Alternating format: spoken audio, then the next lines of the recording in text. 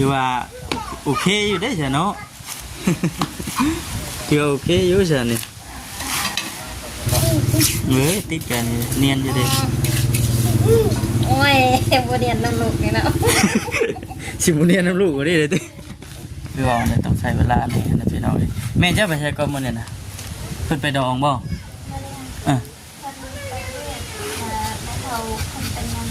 เออแบบไปด่วนเลยโอ้บ่แน่ใจคือการทำลายเป็นยังทำลายมันเป็นปากเลยชอบไปเลยกระเป๋าโทรศัพท์กับบ่ได้เอาเลยไปแบบด่วนนะพี่น้องเลยเนาะไปแบบเฝ้าเนี่ยแต่ว่าบ่ฮู้ว่าเพิ่นสิกลับมายามใด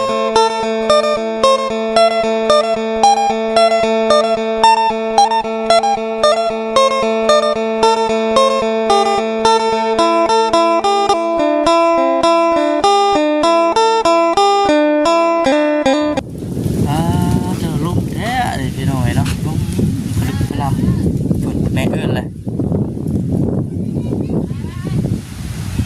ไปลุก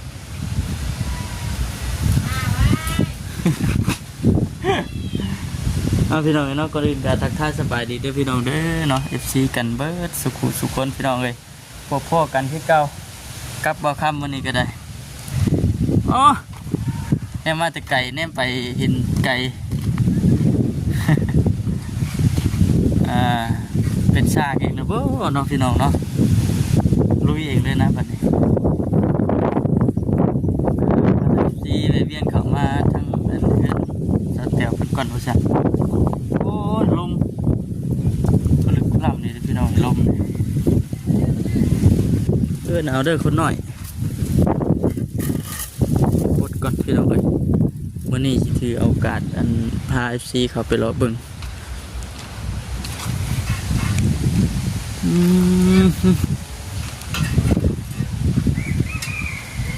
เตียวเป็นช่างลงมือเองเลยบนนี่ช่างไปเรียนโอ้ถือว่าโอเคอยู่ได้ใช่เนาะ ถือโอเคอยู่ใช่นี่ไม่เห็นแล้วแมนเบิดบ่นี่ได้4 แผ่นโอ้ก็ได้4 แผ่นนี่จ้ะไม่สร้างพาไปเรียนคิดว่าจะติดวัดตึกเตะพูดเฉยๆได้4 แผ่นมันก็ได้4 แผ่นแล้วนะสบายดีแล้วสาวเต๋อเด้อโอ้ยสบายดีโอ้ยดูกระสอบอยู่เนาะนี่เรียกแม่เรียกกันเนาะน้ำเจ้า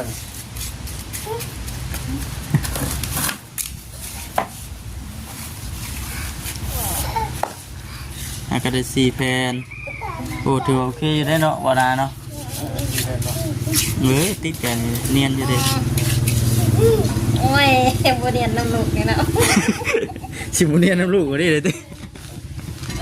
เอาเวอร์ชัน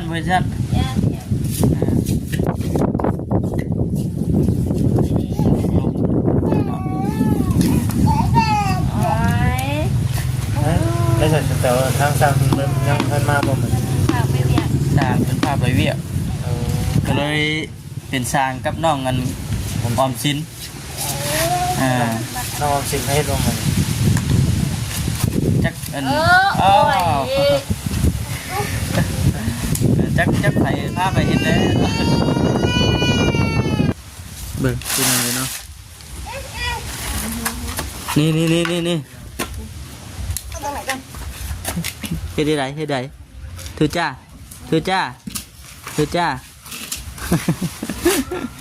บ่ชื่อหยังมาต้อนพี่น้องเนาะให้แม่เก็บไว้พอดีจังพาแม่ไปซื้อเธอหาก็ได้4-5 แผ่น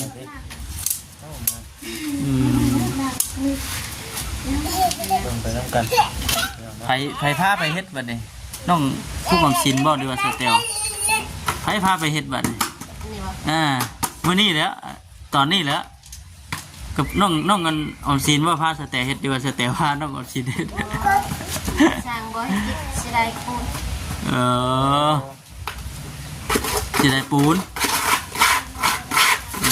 มาเห็นแบบนั้นเนาะเวลา ปูน เดี๋ยวกันสิได้เนาะแบบนี้ พ่อว่าตรงไหน คุย อันนี้นะอันนี้แห้งได้ไปจังเนาะอันนี้เนาะ ที่ไม่ทราบนะ เออ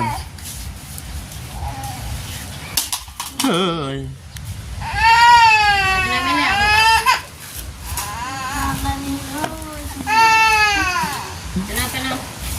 อยากนอนน่ะเนาะแม่นแล้วนี่แม่นแล้วอันไปหนึ่งเนี่ยได้นี่บ่ายโมงหนึ่งแล้วอ้าวบ่ายโมงหนึ่งแล้วเล็กน้อยอยากนอนแหละเพิ่นก็แอบได้พี่น้องเนาะให้น้องออมสินแล้วเฮ็ดถ่า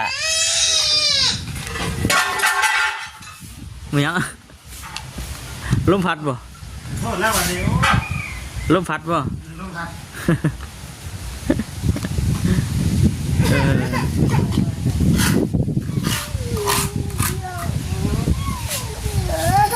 ออ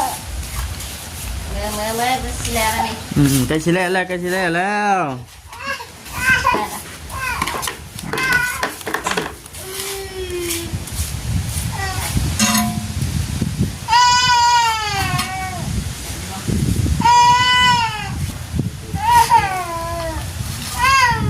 อืม โอ้ยยังหาวยังหาว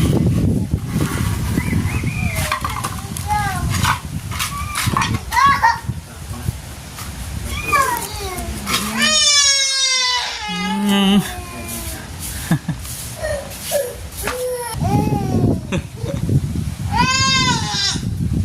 เพิ่นเคลียร์แม่เพิ่นพี่น้องให้เอิ้นพาไปนอน น้องออมสินบัดที่นี่พาหลานน้อยไปนอนก่อนอยากกินนมแล้วเนี่ยดูดมือจอดๆเลยนะเนาะ อะไรก็กัดแก้วทางมาใส่ นี่เนาะปวดข้างขางวันนี้เบิ่งสร้างเพิ่นเฮ็ดก่อนสร้างน้อยยังไงเพิ่นบ่อยู่มื้อนี้พี่น้องเอ้ยเนาะมอบกรรมสิทธิ์ให้อันน้องออมสิน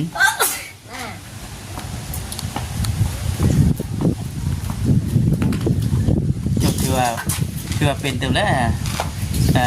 แม่วางมือให้ พอดีเป๊ะเลยบ่ ฮะ ชายได้ ฮะเอ้ามันเกิดชุดอยู่กับชายเท่านั้นแล้ว มีแต่ปาดเอา นี่เอาเกียงเลยมาปาดเอานี่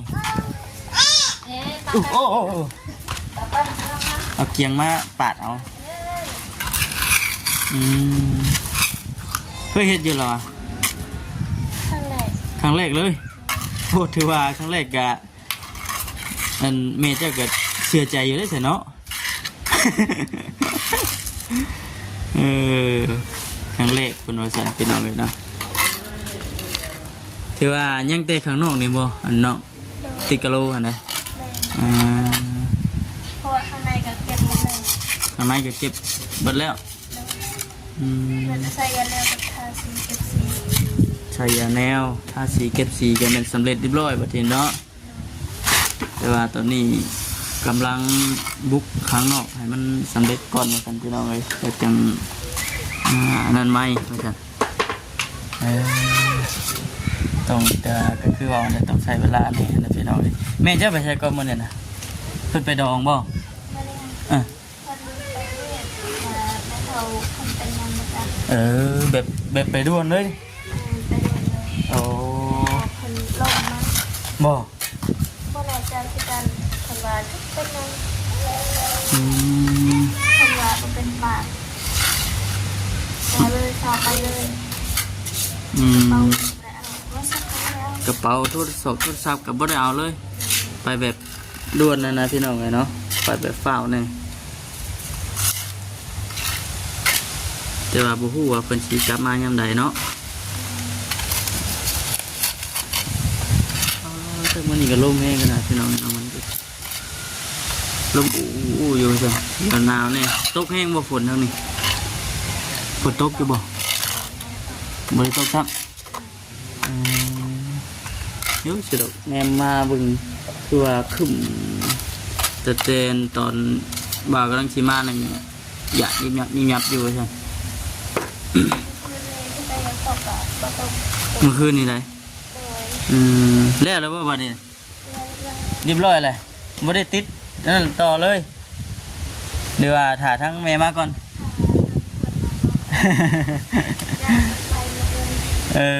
เนาะเอาจ้ะแต่ว่าทั้งพุ่นแห้งเนี่ยว่าน้องนะนั่งทั้งนั้นโอ้เดี๋ยวสิย่างขับไปทางในพุ่นก่อนจะเด้อเพิ่นว่าสำเร็จแต่ขั้นตอนตัวนี้แหละถ่าทั้งแม่เพิ่นมาบัดทีนี้ เพิ่นมาเด้อเป็นนี่ไรงามบ่เป็นรอยเลยติขาเปิ่นเวิร์นอยู่นะเนาะทุก จะเป็นอย่างนี้คนเดียวแต่ พยานฟลาดโอ้เพื่อนเป็นยังทันเร็วดิห้องน้ำห้องน้ำก็สำเร็จเป็นที่เรียบร้อยนี่คือสร้างผู้หญิงพี่น้องนี่เนาะสร้างผู้หญิงเฮ็ดทำสองแม่ลูกกระโจนแล้วจนทั่วมื้อนี้นะสร้างเพิ่นแบบไปแบบด่วนเลยมื้อนี้นะเอ้าเฮ็ดเวียกอยู่ดีๆเพิ่นว่าอหย่างแหละได้ยินน้องเพิ่นว่าเมื่อกี้นี่แม่เฒ่าเพิ่นอย่างแหละนี่แน่เป็นก็เลยไปแบบด่วนเลยเห็นนะ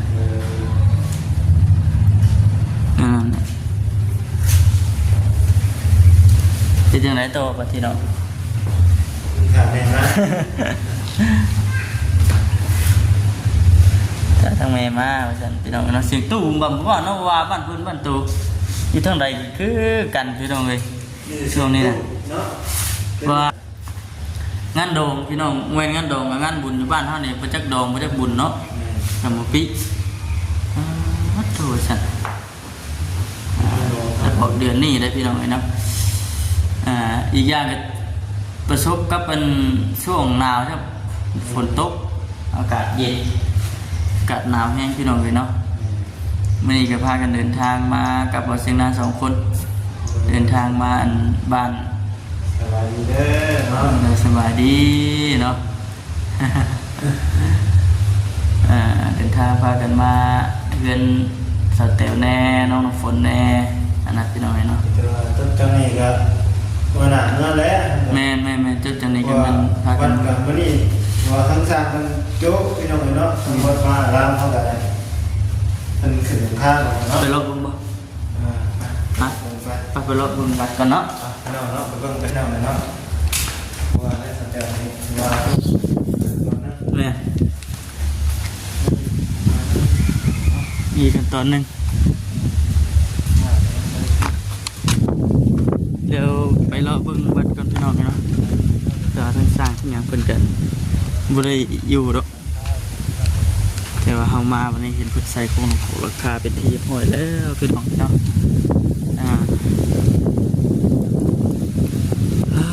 ทุกคนเรียบร้อยพี่น้องเลยเนาะเบิ่งชายหูเอาไว้ก่อนมิตรดีแล้วมื้อนี้ก็ได้สร้างเพิ่นบ่ได้มาเพิ่นไปบุญพี่น้องเลยเนาะคือบุญใส่ลำโพงหลังคาใส่โครงหลังคาเรียบร้อยแล้วก็สิใส่อันยอดโซฟาได้บัดนี้พี่น้องเลยเนาะหลังคาโอ้โหโตเอาพี่น้องเลยเบิ่งไปน้ำกันเด้อพี่น้องเด้อเนาะ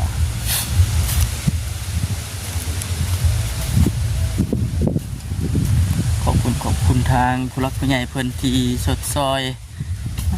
เป็นวัดว่าอารามโรงหำโรงเฮียน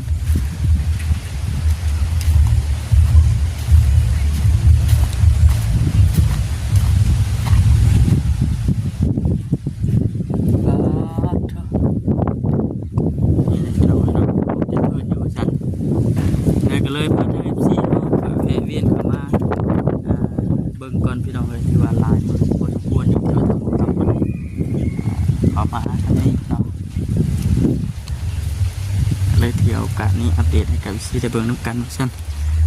โรงเรียนบ้านดงบักยางพี่น้องเนาะถือว่าสำเร็จชิ้นแล้วจะหน่อยก็ได้เนาะเป็นไม้เป็นตอกไม้ตอกทั้งเทิงนี่ก็คือสิพอนั่นละจากที่บอกคำเบิ่ง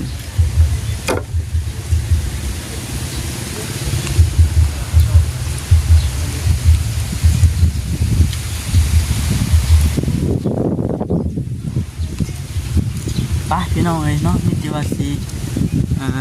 จบจนนี้ก็สิไปต่อเพื่อนน้องน้ำฝนต่อเพราะว่ามีเวียกในมื้อนี้นะพี่น้องกับน้องน้ำฝนสิได้จบคลิปก่อนพี่น้องเลยเนาะขอบคุณหลายๆพ่อแม่พี่น้องที่เบิดสุขุทุกคนที่เข้ามากดติดตามรับชมและเป็นกำลังใจให้อยู่ดีมีแฮงเด้อเนาะสุขภาพเข้มแข็งว่าซั่นโอเคพี่น้องเอ้ยสบายดี